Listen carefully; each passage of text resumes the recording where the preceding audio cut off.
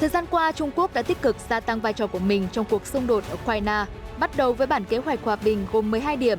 Gần đây có thông tin cho rằng, Chủ tịch Tập Cận Bình đang lên kế hoạch cho các cuộc hội đàm đồng thời với Tổng thống Nga Putin và nhà lãnh đạo Zelensky của Ukraine. Vì sao Trung Quốc lại muốn trở thành sứ giả hòa bình trong cuộc xung đột Nga-Ukraine và khả năng Trung Quốc làm trung gian hòa giải cho cuộc chiến tranh lớn ở châu Âu kể từ Thế chiến thứ hai được các chuyên gia đánh giá như thế nào? Trên tiền tuyến, Ukraine khai hỏa súng khối, pháo binh và hỏa lực dữ dội trong trận chiến giành Bakhmut. Ở một diễn biến đáng chú ý khác, Ukraine cảnh báo nguy cơ bị tấn công bằng tên lửa đang ngày càng tăng khi Nga tăng cường sự hiện diện ở Biển Đen với số lượng tàu chiến bất thường. Cùng với đó, người đứng đầu Hải quân Nga nói nước này sẽ trang bị tên lửa siêu thanh cho tất cả tàu ngầm. Theo New York Times, phương Tây đang cảnh báo Ukraine không được thổi bay những nỗ lực trợ giúp cuối cùng trong bối cảnh nguồn cung đạn dược cạn kiệt. Các tin tức nổi bật khác trên thế giới. Mỹ công bố viện trợ nhân đạo trị giá 150 triệu đô la Mỹ cho khu vực Sahel của châu Phi. Trung Quốc yêu cầu Nhật Bản nói và hành động thận trọng trong lĩnh vực quân sự an ninh. Nhật Bản, Hàn Quốc nỗ lực gạt bỏ hiềm khích trong quá khứ, tiến tới hợp tác chung. Ở châu Âu, Đảng đối lập Pháp yêu cầu Thủ tướng Bochner từ chức. Huyền thoại guitar Brian May được vua Charles đệ Tam phong tước hiệp sĩ. Cuối chương trình hãy cùng chiêm ngưỡng bộ ảnh cưới của cặp đôi Chile ở nơi tận cùng thế giới. Tất cả sẽ được gửi đến quý vị trong chương trình Thế giới hôm nay ngay sau đây.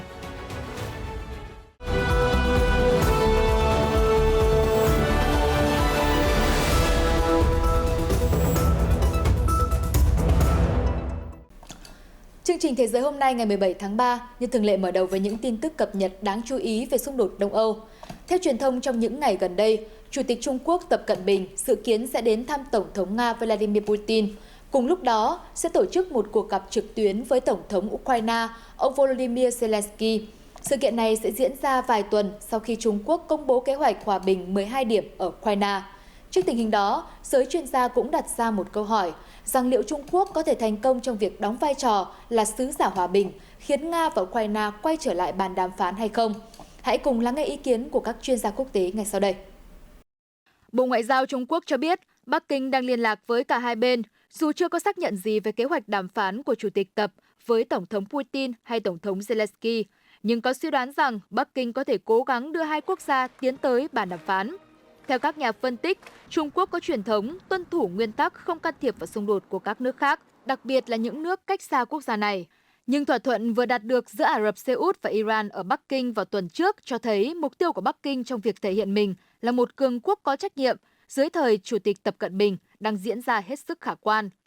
Ông Wang Jianyu, giáo sư luật tại Đại học thành phố Hồng Kông cho biết, Chủ tịch Tập Cận Bình mong muốn được nhìn nhận trên trường quốc tế với tư cách là một chính khách có tầm ảnh hưởng ngang bằng với các nhà lãnh đạo Mỹ.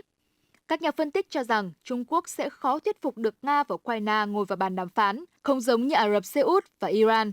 Nga và Ukraine không muốn nói chuyện cùng nhau và cải thiện quan hệ, ít nhất là vào lúc này. Nhưng về tiềm lực và tầm quan trọng của Trung Quốc đối với Nga và Ukraine, có thể nói Trung Quốc đã đóng vai trò lớn. Bắc Kinh là đồng minh quan trọng nhất của Nga và đã mua dầu của Nga, cung cấp thị trường cho hàng hóa của Moscow trong bối cảnh các nước phương Tây đang tiến hành trừng phạt và xa lánh. Ông Samuel Ramani, một chuyên gia về Nga tại Đại học Oxford, cho biết Trung Quốc cũng có một số đòn bẩy nhất định đối với Ukraine, bởi Kiev không muốn đánh mất đi cơ hội nhận được sự hỗ trợ của Trung Quốc trong việc tái thiết Ukraine. Ông nói Trung Quốc đã mở rộng thương mại của Ukraine sau khi Nga sáp nhập bán đảo Crimea vào năm 2014 và không công nhận vùng lãnh thổ này là của Nga. Ông Ramani nói, điều quan trọng là ông Zelensky cũng không muốn khiêu khích Trung Quốc đến mức buộc Bắc Kinh bắt đầu gửi vũ khí cho Nga. Các nhà phân tích cũng cho rằng nỗ lực tạo ra hòa bình là một hành động mạo hiểm, nhưng có thể mang lại lợi ích lớn cho Trung Quốc, ngay cả khi việc xảy ra bước đột phá nhanh chóng là rất khó. Các chuyên gia cũng khẳng định mối quan hệ chặt chẽ của Trung Quốc với Nga đang khiến nước này bị nhìn nhận với thái độ hoài nghi sâu sắc, bởi vài ngày trước khi Nga phát động chiến dịch quân sự đặc biệt ở Ukraine, Bắc Kinh và Moscow đã công bố quan hệ đối tác không giới hạn. Ông Andreas Marr, thành viên cấp cao tại Quỹ Marshall của Đức nhận xét, Trung Quốc vẫn chưa sẵn sàng gây áp lực buộc Nga phải dừng gửi quân đến Ukraine hay hy sinh mối quan hệ với Moscow.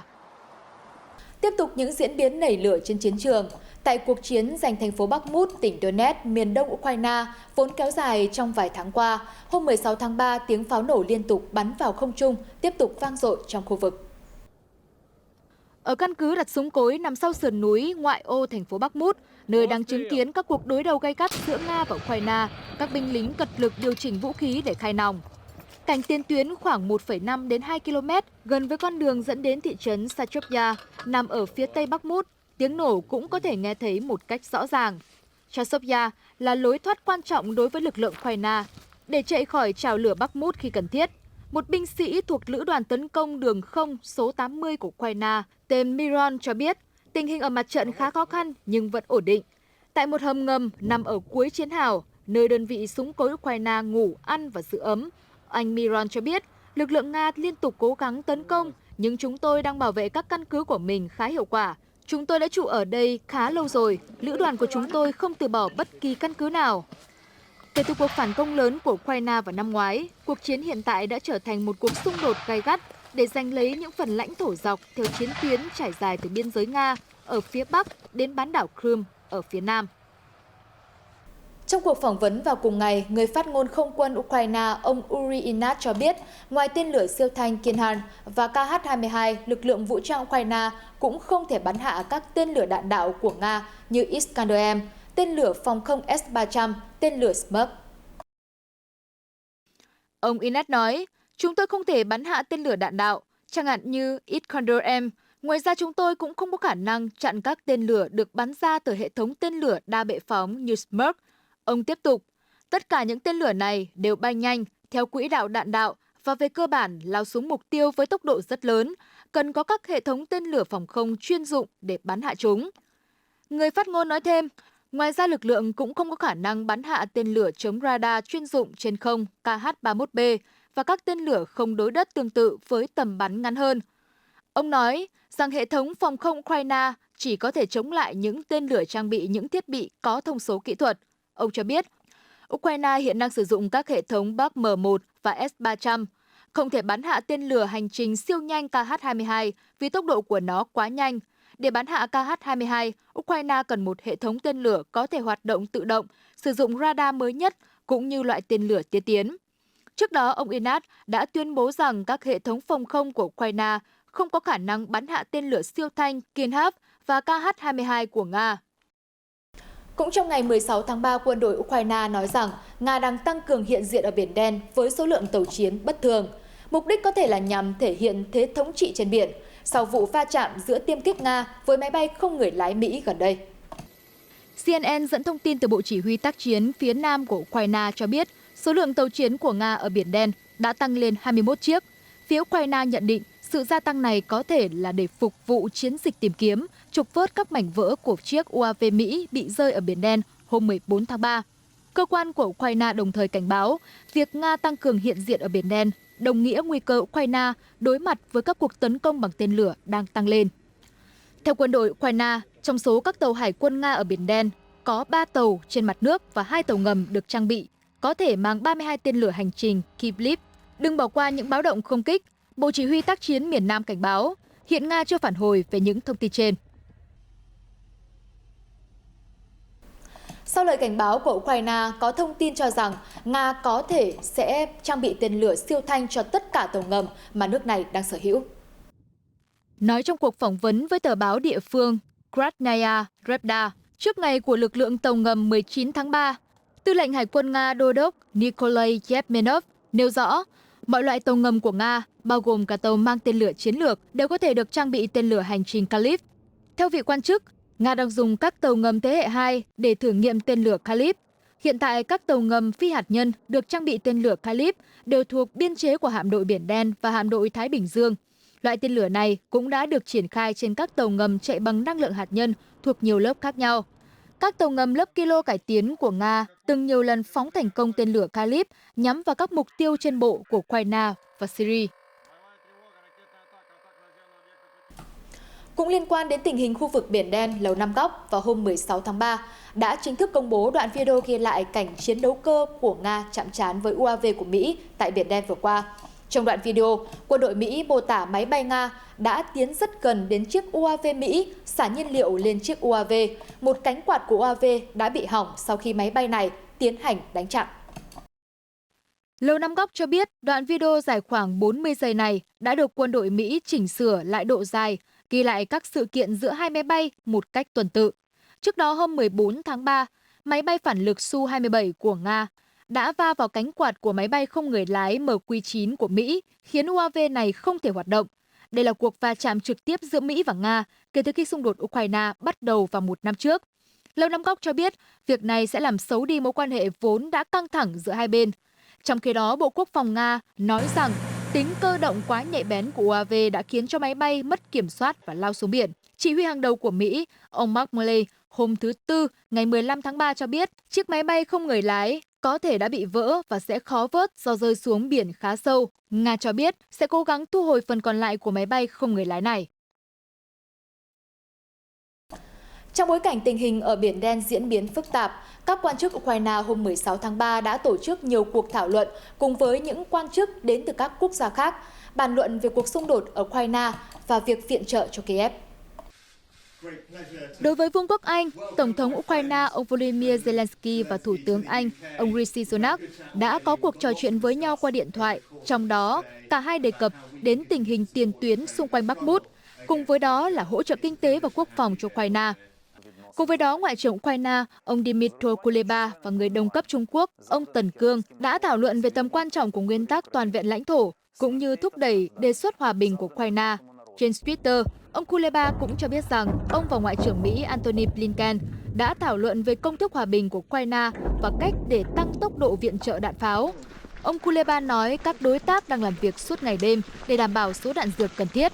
Trong khi đó, Thủ tướng Ukraine ông Denis Symian đã gặp người đồng cấp Latvia Krišjānis Kariņš tại Kiev vào hôm 16 tháng 3, thảo luận về việc phát triển các tuyến hậu cần mới, tăng cường quan hệ thương mại và kinh tế.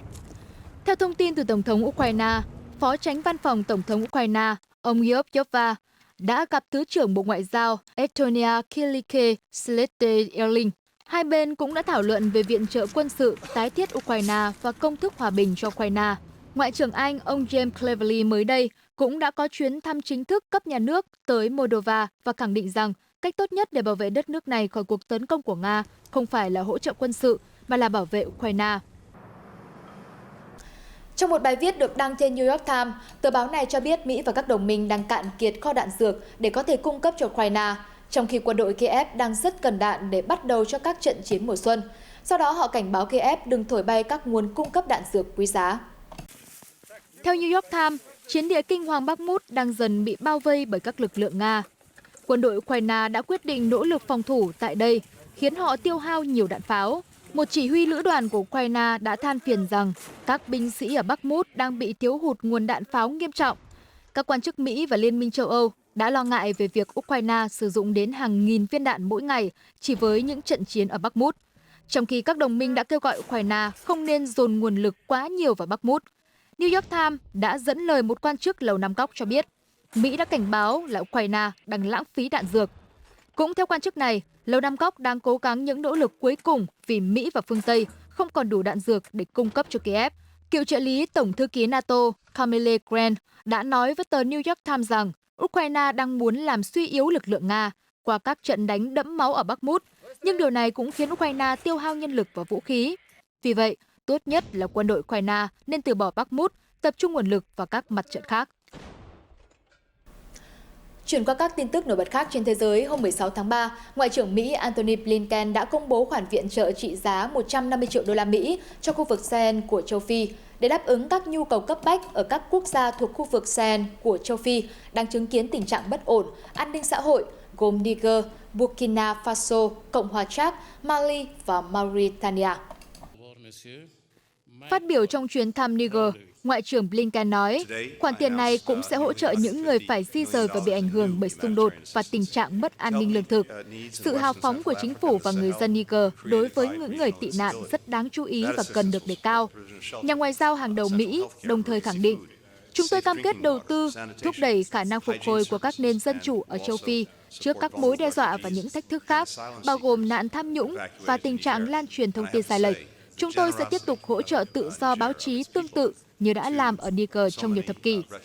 Chuyến công du châu Phi của Ngoại trưởng Mỹ diễn ra trong bối cảnh chính quyền Tổng thống Biden đang đẩy mạnh quan hệ hợp tác với lục địa đen để đối phó với ảnh hưởng ngày càng gia tăng của Trung Quốc ở châu lục này. Trước khi thăm Niger, ông Blinken đã đến Ethiopia để thảo luận với giới chức địa phương về thỏa thuận hòa bình chấm dứt cuộc xung đột ở vùng Tigray, phía bắc nước này. Ở khu vực châu Á, người phát ngôn Bộ Quốc phòng Trung Quốc, Đại tá Đàm Khắc Phi, trong cuộc phỏng vấn thường kỳ tại Bắc Kinh hôm 16 tháng 3 đã nói rằng Nhật Bản nên nói và hành động thận trọng trong lĩnh vực quân sự và an ninh, đồng thời làm nhiều việc có lợi hơn để duy trì hòa bình và ổn định khu vực. Ông Đàm đã đưa ra nhận xét này để đáp lại những bình luận về ngân sách quốc phòng của Trung Quốc mà người phát ngôn Bộ Quốc phòng Nhật Bản đã đưa ra gần đây. Ông Đàm nói, Trung Quốc cam kết đi theo con đường phát triển hòa bình và theo đuổi chính sách quốc phòng có bản chất phòng thủ. Chi tiêu quốc phòng của Trung Quốc là công khai và minh bạch. Việc tăng ngân sách quốc phòng quốc gia là hợp lý.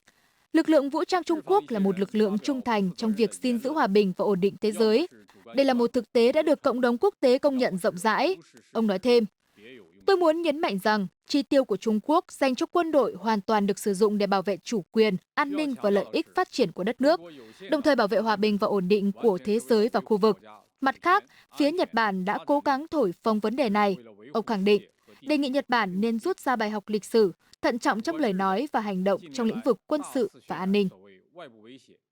Trong khi đó, các nhà lãnh đạo của Nhật Bản và Hàn Quốc vào cùng ngày đã chính thức có cuộc gặp mặt chung cùng nhau trong bối cảnh cả hai quốc gia đang cố gắng gạt bỏ hiềm khích quá khứ và tiến tới hợp tác chung.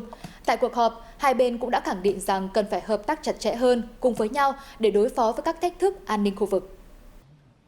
Tại cuộc họp báo chung, Thủ tướng Nhật Bản, ông Fumio Kishida nói, trong cuộc gặp thượng đỉnh giữa tôi và Tổng thống Yoon Suk Yeol, chúng tôi đã nhất trí rằng trong môi trường chiến lược hiện nay, việc củng cố mối quan hệ Nhật-Hàn là một nhiệm vụ cấp bách. Dưới sự bình thường hóa ngoại giao và dựa trên mối quan hệ hữu nghị và hợp tác từ năm 1965, chúng tôi sẽ phát triển hơn nữa quan hệ Nhật Bản-Hàn Quốc. Ông Kishida cho biết thêm, chúng tôi đã khẳng định tầm quan trọng của việc triển khai hợp tác an ninh mạnh mẽ giữa Nhật Bản và Hàn Quốc và giữa ba bên Nhật Bản, Hàn Quốc, Mỹ, cánh cửa đối ngoại với Triều Tiên vẫn mở. Trong khi đó, Tổng thống Hàn Quốc ông Yoon Suk Yeol phát biểu, tại hội nghị thượng đỉnh, chúng tôi đã tuyên bố bình thường hóa hoàn toàn thỏa thuận an ninh chung về thông tin quân sự. Tôi nghĩ rằng hai nước sẽ có thể chia sẻ thông tin về tên lửa của Triều Tiên và đưa ra phản ứng tương ứng. Ông Yoon cũng cho biết ông không xem xét yêu cầu của các công ty Nhật Bản bồi thường cho nạn nhân lao động cưỡng bức thời chiến. Bình luận của ông Yoon và ông Kishida tại hội nghị thượng đỉnh ở Tokyo đã nêu bật việc hai đồng minh của Mỹ đã ngày càng xích lại gần nhau hơn. Chuyến thăm Nhật Bản của ông Yoon vào thứ Năm là chuyến thăm đầu tiên của một Tổng thống Hàn Quốc sau 12 năm. Ở Pháp, Đảng Tập hợp Quốc gia Cánh hữu hôm 16 tháng 3 cho biết đảng này dự định đệ đơn kiến nghị chống lại chính phủ của Tổng thống Pháp ông Emmanuel Macron sau khi ông Macron quyết định thúc đẩy việc cải cách lương hưu mà không thông qua bỏ phiếu ở Quốc hội. Lãnh đạo đảng bà Marine Le Pen cũng kêu gọi Thủ tướng Pháp bà Elisabeth Borne rời chức vụ.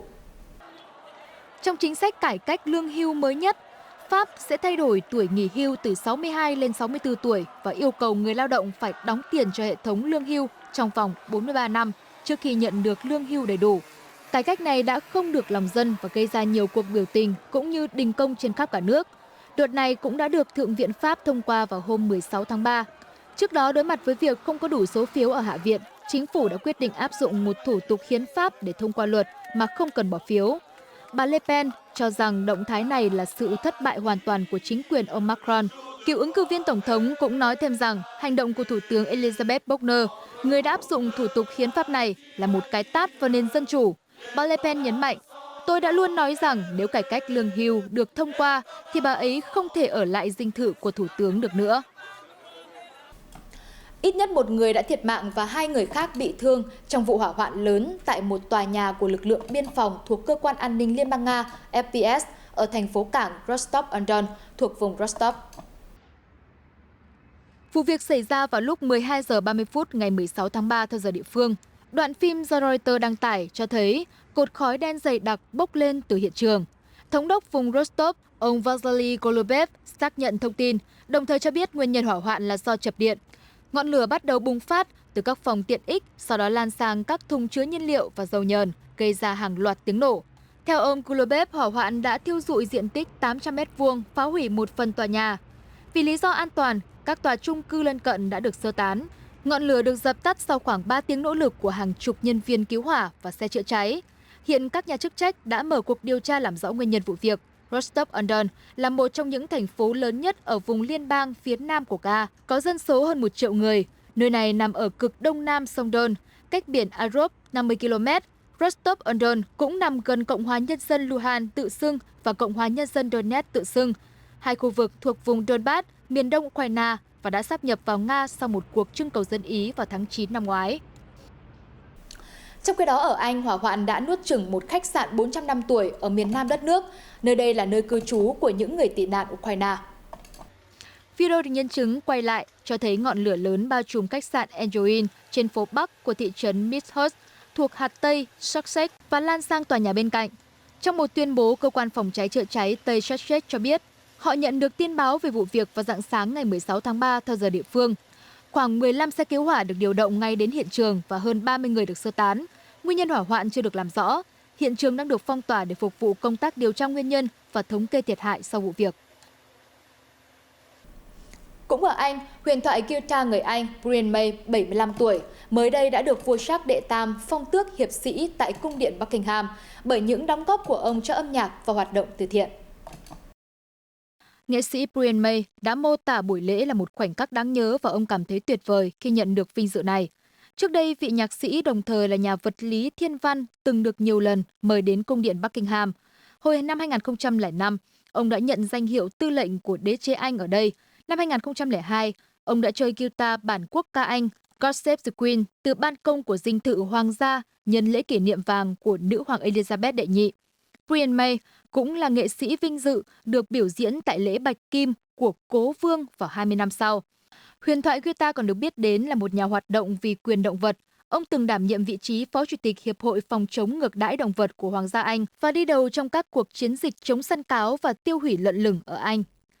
Về sự nghiệp âm nhạc, Brian May cùng giọng ca chính là Freddie Mercury và tay trống Roger Taylor thành lập ban nhạc Queen vào năm 1970. Nhóm đã phát hành 15 album và có nhiều bản hit nổi đình đám trên thế giới như Another One by the Dutch, The Show Must Go On hay Don't Stop Me Now. Những bài hát như We Will Rock Me, We Are the Champion của họ đã trở thành bài hát chủ đề của các sự kiện thể thao. Sau khi giọng ca Freddie Mercury qua đời năm 1991, hai thành viên còn lại là Brian May và Roger Taylor vẫn duy trì nhóm cho đến hiện nay. Tay vợt Dani Medvedev của Nga mới đây cho biết anh cảm thấy tiếc cho những người đồng nghiệp người Ukraine khi họ đang phải thi đấu trong bối cảnh bất ổn vẫn tiếp diễn ở quê nhà. Phát biểu được Medvedev đưa ra sau khi giành vé vào bán kết giải ATP 1000 Indian Wells. Lesia Tosurenko của Ukraine đã quyết định rút lui giữa chừng khỏi Indian Wells. Ngay trước trận đấu với Arina Sabalenka của Belarus ở nội dung đơn nữ, Tosurenko cho biết cô đã bị suy sụp tinh thần sau cuộc trò chuyện với ông Steve Simon, giám đốc điều hành của WTA liên quan đến cuộc xung đột ở Ukraine, việc hỗ trợ các tay vợt Ukraine. Khi được yêu cầu bình luận về vụ việc trong cuộc họp báo sau trận đấu hôm 16 tháng 3, Medvedev nói: "Tôi cảm thấy tiếc cho tất cả các tay vợt Ukraine và những gì họ đã phải trải qua. Sự việc của Turenko, tôi không biết rõ cô ấy đã phải trải qua điều gì. Mỗi người, mỗi cá nhân đều có cách suy nghĩ riêng của họ. Thành thật mà nói, tôi ủng hộ hòa bình trên thế giới.